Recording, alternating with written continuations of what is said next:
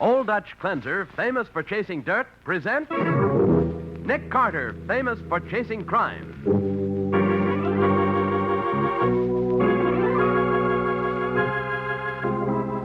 Every week at this time, two great names are joined as Old Dutch Cleanser brings you one of the most resourceful and daring characters in all detective fiction, Nick Carter, Master Detective.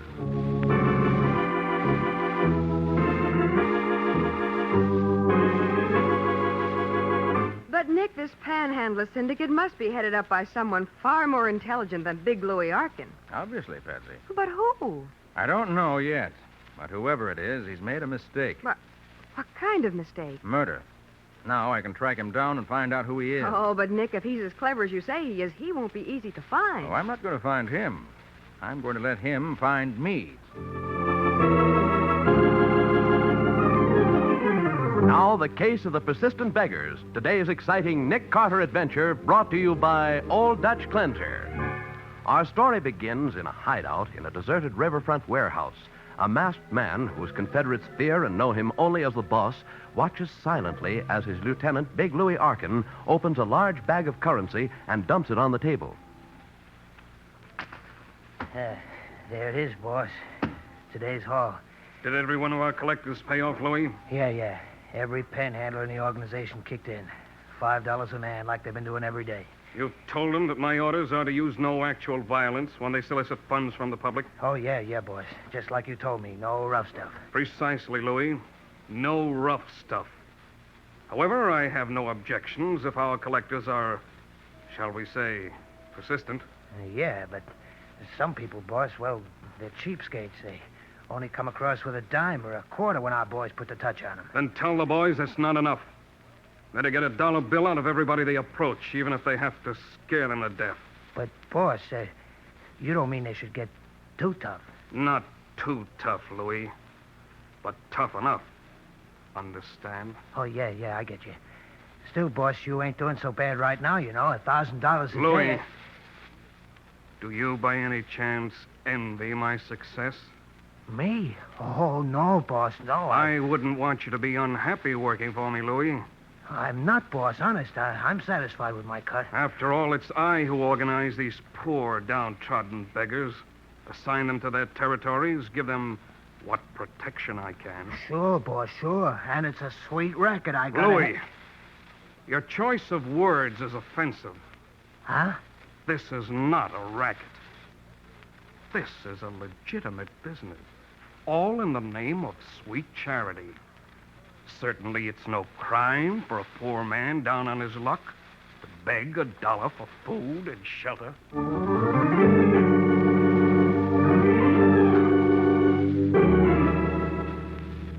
Lady, can you let a hungry man have a little something to get a bite to eat?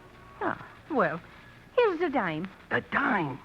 Well, yes, I... Give me that $1 bill. I gotta have money. I'm desperate, see? Well, here, take it. Hey, look, Jack, can you spare a buck?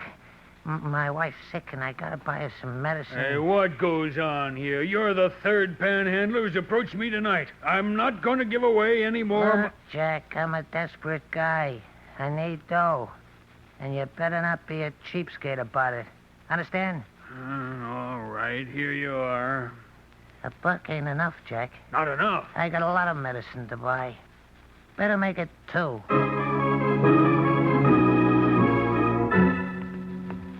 Lady. It's all right, lady. I ain't gonna hurt you. Oh, well, it's so dark in this street, and I didn't think in that doorway. Look, lady, could you stake a hungry guy to $1? I'm down on my luck, see? I'm starving. No work. Oh, yes. Now, just a minute. I've got $1 here in my purse. You got a lot more than that in your pocketbook, well, lady. Look, I'm pretty hungry, lady. I could use all that dough. Oh, no, please. It's all the money I've got. Hand please, it over. No. I No. said hand it over. No. Come on. Please. Give it to me. Help. Hey, call the cops, will you? I'll teach you. You wish you never met up with Foxy Farrell when I get through with you.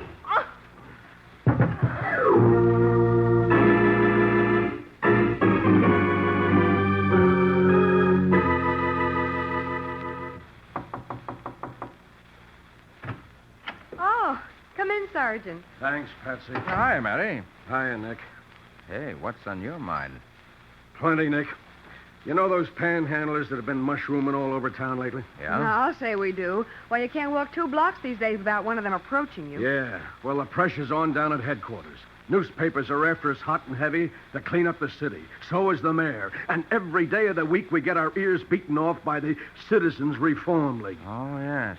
That's headed up by John Prentice, the big real estate man. Yeah, Prentice. Sergeant, can't you pick up these beggars on a vagrancy charge? Sure we can. We do pinch a few of them, but we can't arrest them all. And if you could, Patsy, there isn't much you could do to him on a simple vagrancy charge. Yeah, that's just it, Nick. The judge can fine them or give them a jail sentence, but the jail sentence is only a couple of days. Soon as they're out, they go right back again begging on the streets. Oh, but suppose they're fined. Big Louis Arkin is right there in night court to pay off the fine. What? Big Louie? Yeah.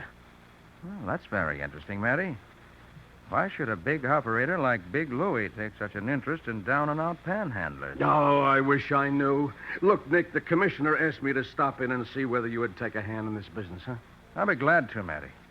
This panhandler situation isn't just the nuisance it seems. It's much more than that. What do you mean, Nick? I mean, everything points to it being an organized racket. An organized racket? Yes. First of all, there's Big Louie, always on hand to pay the fine for any beggar that gets arrested. Huh. Second, these beggars are sprung up all over the city, on every side street, like the plague. And third, they seem to use the same methods of terrorizing citizens. Hey, you got something there, Nick. If we could only get some kind of a break, maybe we... I'll get it, Nick. Uh, Nick Carter's office, Patsy Bowen speaking. Yes, he is. It's for you, Sergeant. Headquarters. oh, thanks, Patsy. Sergeant Matheson speaking. Yes, O'Rourke. What? Where? What did she say? Okay, O'Rourke, I'll get right on it. What is it, Matty? It looks like the break I was just talking about. Oh, yeah? What? Yep, it's not just vagrancy anymore, Nick. This time it's cold-blooded murder. Murder? Yep, a woman was blackjacked and robbed by one of these panhandlers on a deserted street. She died on her way to the hospital. Oh. But before that, she was conscious for just a minute, and she talked. Yes? She identified her murderer as Foxy Farrell. Foxy Farrell? Right. Nick, wasn't he one of Big Louie Arkin's thugs in the old days? Yes. Wonder what he's doing panhandling. Well, I don't know, but I'm going to send out a pickup call for him right away. Oh, and while you're about it, Matty. Yeah? Pick up Big Louie. I'd like to ask him a few questions.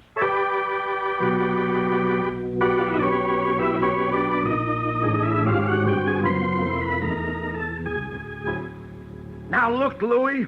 There's a homicide rap that goes with this. You better come clean. Now, for the last time, where's Farrell hiding out? Now, Sergeant, you're looking for Foxy, not me. Why don't you find him? Louie, you're up to your neck in this, and we know it. Then prove it, Sergeant.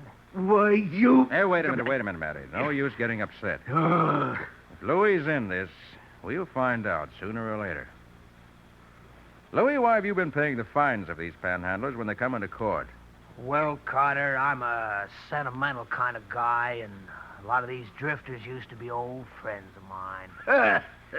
Now, if you two coppers haven't got any more questions, I got a date. Nothing doing, you.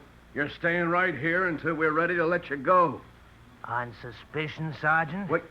Don't try to pull that phony charge on me. I got a lawyer who'll bust it apart in 5 minutes, and you know it. I better let him go, Matty. No. We can always pick him up later if we need him. All right, come in. Oh, it's you, Mr. Prentice. Yes, Sergeant. Nick, this is Mr. Prentice, head of the Citizens Reform League. Yes, I've met Mr. Prentice. And I think you know Big Louie Arkin. Yes, very well. Don't I, Louie? Yeah. And I'm not forgetting you, Prentice. You sent me up the river for 2 years, and one of these days... One of these days, we're going to clean such scum as you out of this town. You reformers give me a pain. I remember this, Prentice. This town ain't big enough to hold you and me both. Huh. What's Big Louie doing here, Sergeant? We've been trying to nail him down on this panhandler killing. I see. Oh, and speaking of that, Sergeant, when are we going to get some action? It's getting so a decent citizen can't walk the streets anymore. And now it's come to murder. I'm sure we'll find the killer, Mr. Prentice. Well, I hope so, Mr. Carter. I'm glad to see that you've taken an interest in this case. And as for the police, Sergeant Matheson, we demand that every resource of the department be thrown into solving this case. Yeah, sure. We're doing everything we can. Well, see that you do. Our league has considerable influence at City Hall, and if necessary, we'll shake up the whole police department. Good day. Oh. Nick, he's out for blood, no mistake. Yeah. Look, Matty. What? There's only one thing to do. Yeah? Get on the inside of this panhandling setup. Try to find out who runs it. I'm convinced that Big Louie runs it. I'm not. Take a bigger brain than Louie's to organize and run a racket like this. Well, maybe. Have you got any idea how you're going to get on the inside? What do you think?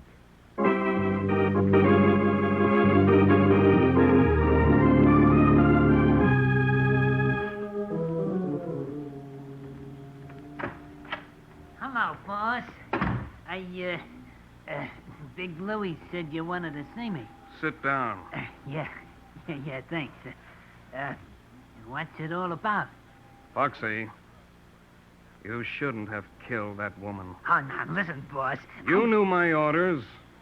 No violence. Yeah, but boss, when I hit her up for the touch, she started to put up a fight.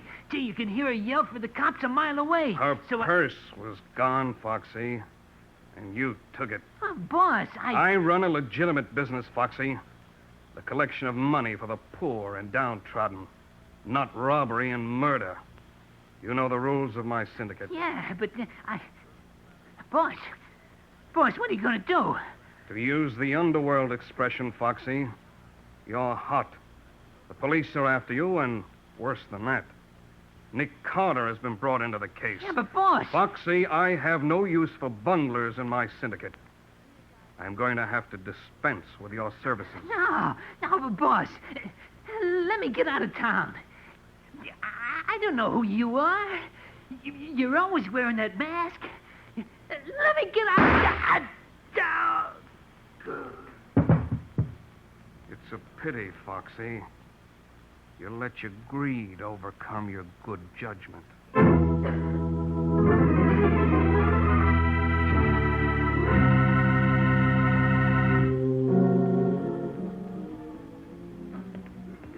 Miss Bowen? What? Miss Bowen? What?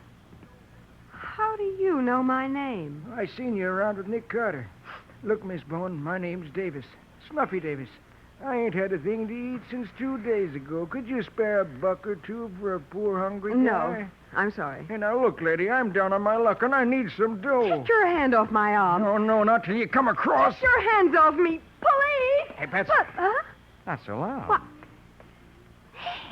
Yes, alias Snuffy Davis. Oh, Nick, for heaven's sake, you gave me the scare of my life. But what on earth are you doing in those dirty, ragged old clothes? Why, I never suspected. Good. If you didn't, no one else will. Looks as if I passed the acid test with flying colors. Well, Nick, what on earth are you up to? Going to do a little panhandling of my own, Patsy. But why? I have an idea that instead of my having to look for the men who are running this panhandler's racket, they're going to look for me.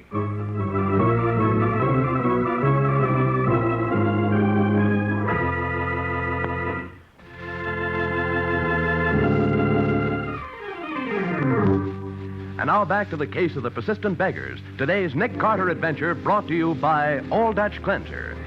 It is afternoon now, and as we rejoin Nick, now Snuffy Davis, he is panhandling his way up the busy city street. Suddenly, he finds a hand on his shoulder. He turns around to see a tough-looking vagrant with hard blue eyes. You're mooching out of your territory, ain't you, Jack? What you talking about? It's a free country, ain't it? I can work any place I wanna. Not in this town, you can't. What's your name, Jack? Hey, look, you just work your side of the street and I'll work mine. Oh, wise guy, huh?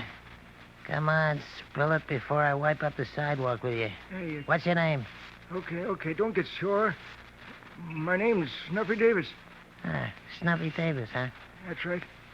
I just blew into town from Union City. I was just mooching a buck or two when you Look, came along. punk, you can't work this town unless you belong to the syndicate. What syndicate? We got a setup here.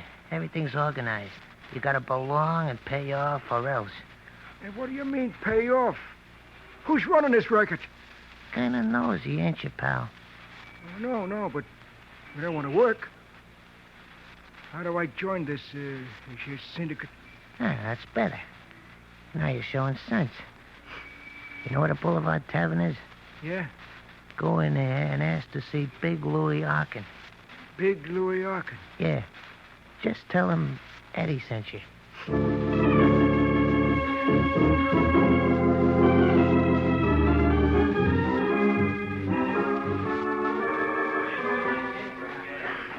Hey, you Big Louie Arkin? That's right, Bum.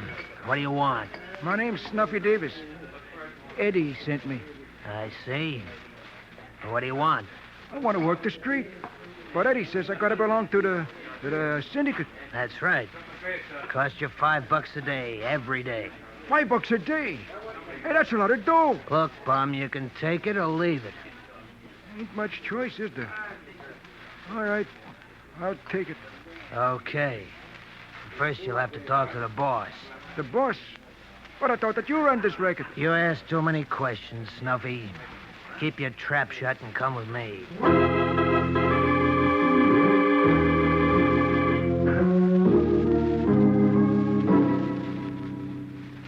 Your name's Snuffy Davis? Yeah, sure, that's right. I thought you'd like to look 'em over first, boss. Quite right, Louie. Snuffy, you say you're from Union City. Yeah, sure, that's right. Where's the Lyceum Theater in Union City? The Lyceum Theater? Yes, where is it? Why, it's on Grand Avenue. And the public library? On State Street. Then you have been there. Oh, sure, I told you. Never mind. You think he's all right, Louie? Yeah, sure, boss. I give him a good going over. He'll do. He knows the rules, too. Snuffy, the important thing is no violence. I conduct a legitimate business, and I don't want any trouble with the police. You understand? Oh, yeah, sure. I get you. Louie here will collect my commission every night. And one more thing, Snuffy. Yeah. If you ever breathe a word about coming to this warehouse or about this syndicate, your life won't be worth a panhandler's dime. You understand? Oh, sure. I get you. I get you. All right, Louie, give him a territory and put him to work.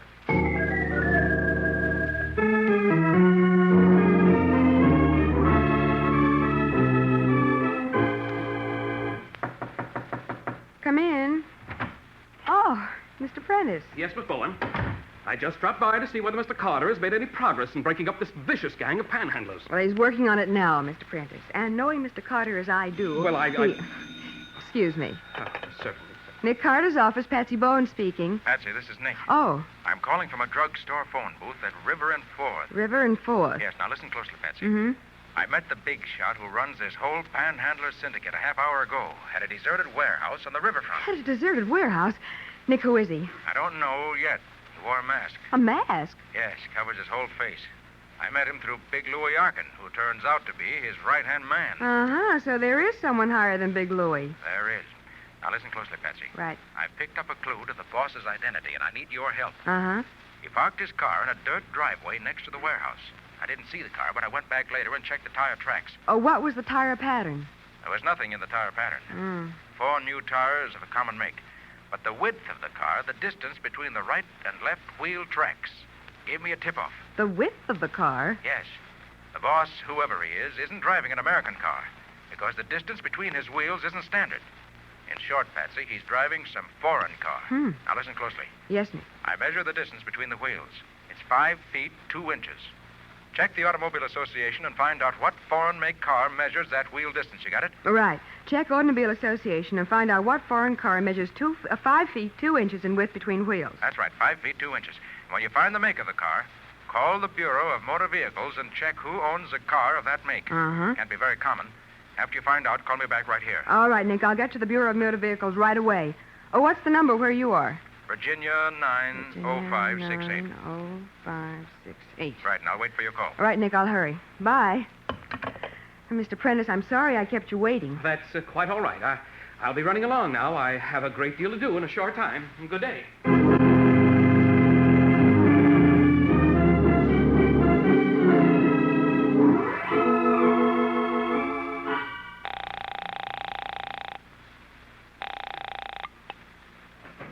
Hello? Nick, I've got news. Yeah? The car measuring a width of 5 feet 2 inches is an English Arrow. There are only 4 in the whole state, and only 1 in the city. And that's owned by John Prentice. What? Prentice? Of the Citizens Reform League? Right. You don't suppose he could... hold a minute, Nick. Someone's coming in. Oh, it's Sergeant Matheson. Hi, Sergeant. Hi, Patsy. Patsy, look. Yeah. Prentice may be in this. And we've got to check the other 3 people who own aero cars before we can make sure. Mm-hmm. Hey, wait a minute. What is it, Nick? 2 mugs came into the drugstore just now. They're watching me. Oh, Nick. I recognize one of them. Panhandler named Eddie. Yeah, they're after me, all right, Patsy. Nick, then Prentice is the boss. What? He was in the office when you called me and overheard our conversation. Right. And he went out and phoned his men to pick me up. Oh, Nick, what are the thugs doing now?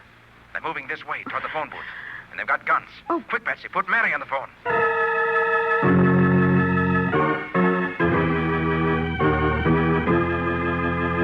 Well, Nick is in a real spot. Trapped in a phone booth with 2 of Prentice's men coming to pick him up. We'll be back to see what happens in just a moment.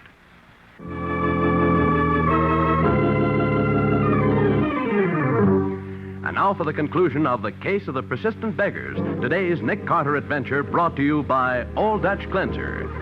As we pick up our story, 2 of Prentice's thugs are headed toward the phone booth to get Nick as Matty's voice comes over the wire.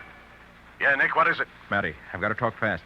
2 mugs have me trapped in a drugstore phone booth at River and 4th. I'll have every prowl car in the neighborhood down there in 5 minutes, Nick. 5 minutes may be too late. They're here now. Listen, Matty, if you missed me here, try that big deserted warehouse next to the fur exchange. Drop that phone, Carter. Another word and I'll blow your brains out. Yeah, we're going for a little ride, wise guy. The boss wants to see you.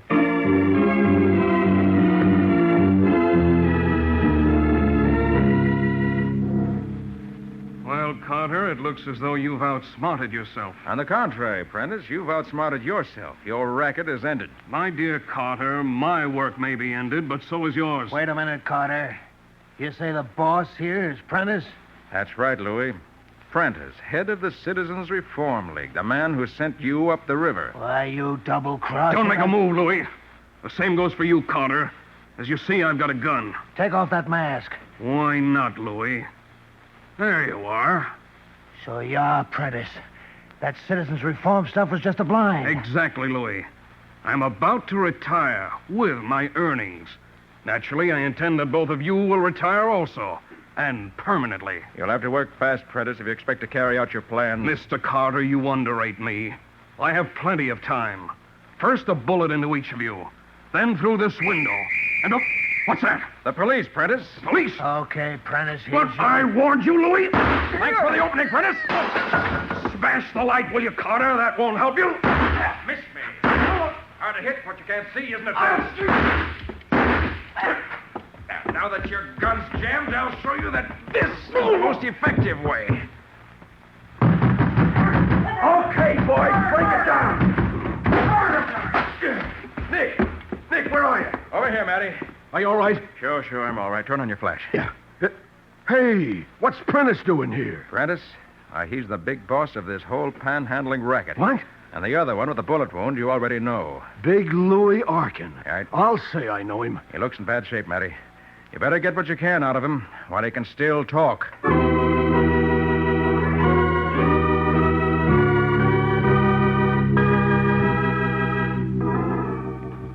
Nick, I just spoke to Sergeant Matheson over the phone. Oh, yeah? Big Louie gave him the whole story before he died, all about the killing of Foxy Farrell, everything. You know, Patsy, it's funny how Prentice masqueraded as a respectable citizen for so long. Why, Big Louie, whom Prentice sent up the river, never knew who his boss in this racket was.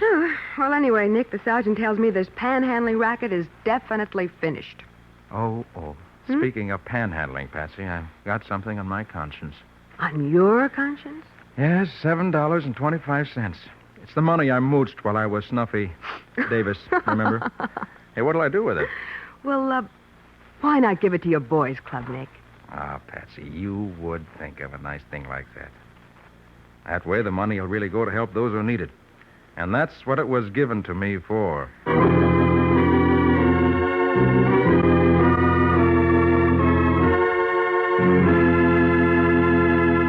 Nick, is Old Dutch Cleanser bringing us an exciting adventure next week? I should say they are, Bob. How about it, Patsy? Oh, you can say that again, Nick. What's it all about? Well, all of a sudden, there are a series of accidents way up in the skyscrapers of the city. Yes, men fall to their deaths, and a mysterious killer roams the buildings. Not to mention a pail on the wrong side of a windowsill in an empty office. And a bad dream that Patsy had. Oh, but you haven't heard the best part of it, Bob. If you knew what Nick did to catch the killer... Whoa, that's enough for now. What do you call this story, Nick? I call it The Case of the Careless Employees. Nick Carter, Master Detective, is presented each week at this time and over these same stations by the Cudahy Packing Company, makers of Old Dutch Cleanser.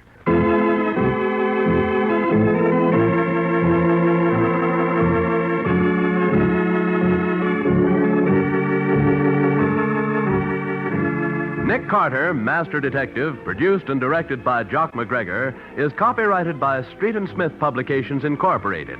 Lon Clark is starred as Nick, with Charlotte Manson featured as Patsy. Mattie is played by Ed Latimer. Today's script was written by Max Ehrlich. Original music is played by George Wright. This program is fictional, and any resemblance to actual persons living or dead is purely coincidental. This is Bob Martin saying, when minutes count, use Old Dutch Cleanser.